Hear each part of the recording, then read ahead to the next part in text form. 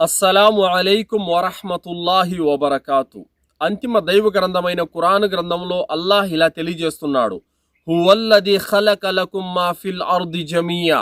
ఆ అల్లాహే మీకోసం ఈ భూమిలో సమస్త వస్తువులను సృష్టించాడు.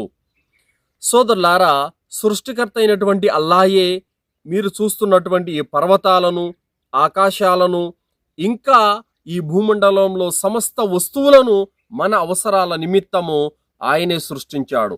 కానీ ఈరోజు ప్రజలు చాలా మంది ఏం చేస్తున్నారంటే తమ స్వహస్తాలతో తాము తయారు చేసుకున్న వాటిని దైవంగా తలపోస్తున్నారు, దైవంగా ఆరాధిస్తున్నారు. సోదరులారా, ఇది మహాఘోరమైనటువంటి పాపం.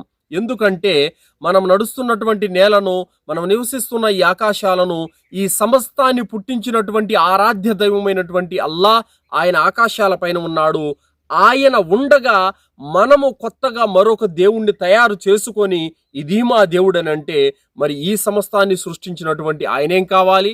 కావున మహోన్నతమైనటువంటి సృష్టికర్త అయిన ఆయనకు బదులు మన స్వహస్తాలతో తయారు చేసుకున్నటువంటి వారిని తీసుకొని వచ్చి వీరు కూడా దైవాలే అని చెప్పటము, అని విశ్వసించడము, అని ఆరాధించడము మహాఘోరమైనటువంటి పాపము. వాస్తవానికి మనందరి సృష్టికర్త ఒకే ఒక్కడు, ఆయనే అల్లా. ఆయన్నే మనమంతా ఆరాధించాలి.